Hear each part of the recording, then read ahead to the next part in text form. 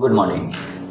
আমি ডক্টর নিরঞ্জন। আজকে hair transplant নিয়ে কিছু সাইলেন্ট পয়েন্টস ডিসকাস করবো। আজকাল পেশেন্ট এসে জিজ্ঞেস করে কি ট্রান্সপ্ল্যান্ট কোথায় করব, কী টেকনিকে করব, কোনো সাইড এফেক্ট আছে কি না, কত খরচা পড়ে যাবে।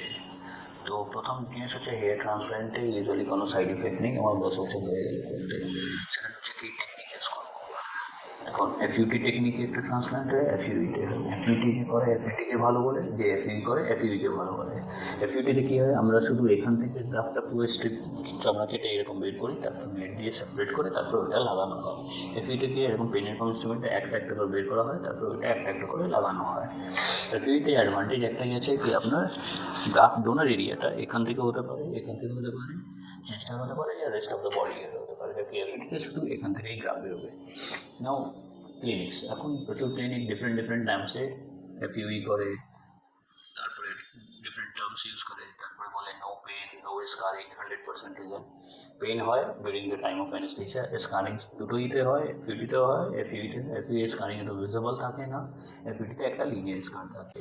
সো ইম্পর্টেন্ট জিনিস হচ্ছে কি আপনি যেই ক্লিনিকেই ট্রান্সপ্ল্যান্ট করতে যাবেন, প্লিজ যে ডক্টর আপনার ট্রান্সপ্ল্যান্ট করবে ওর সঙ্গে দেখা করবেন। তো doctor is important, clinic is not important, first thing.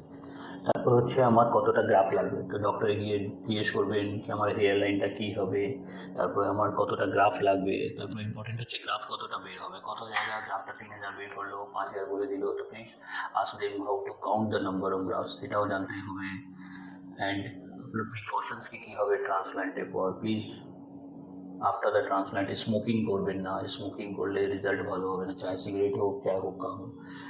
Medications properly follow করবেন। কিছু পেশেন্ট কিছু মাস মেডিকেশন খেয়ে ছেড়ে দেয়, এরকম করবেন না। কেন ট্রান্সপ্ল্যান্টে কী হচ্ছে, আপনার পার্টিকুলার এক এরিয়া অফ কভার করা যাচ্ছে, বাকি এরিয়াতে চুল না যায়, সেই জন্য আপনাকে মেডিকেশনস অন অ্যান্ড অফ ওয়েতে খেয়ে যেতে হবে। কিছু পেশেন্ট এই জিজ্ঞেস করে যে আমার ট্রান্সপ্ল্যান্ট করলাম, এটা পারমানেন্টলি লাইফ লং থেকে যাবে।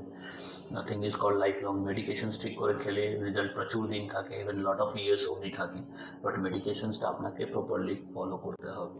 ট্রান্সপ্ল্যান্টে আপনার হেয়ার লাইনটা কী হবে, কীরকম ডেন্সিটি হবে, কে করবে, তার উপরে রেজাল্ট প্রচুর ডিপেন্ড হয়ে যায়। ওই পেশেন্টের পুরোটা কালি আছে, দিস ইজ দ্য ডেন্সিটি। সবার হেয়ার লাইন আলাদা আলাদা হয়, সেম লিনিয়ার লুক থাকে না। এটা ডিপেন্ড করে যাচ্ছে আপনার ব্যালেন্স কতটা আছে, কতটা কভার করা হবে, তার উপরে ডিপেন্ড করে যায়। ফেসের উপরে হেয়ার লাইনটা ডিপেন্ড করে যায়। একটা স্টিল টাইপ হেয়ার ট্রান্সপ্ল্যান্ট ডিজাইন হয় না। সেই জন্য যখনই ট্রান্সপ্ল্যান্ট করতে যাবেন সব কিছু ভালো করে ক্লিয়ার করে ডিসকাস করে করাবেন। Thank you.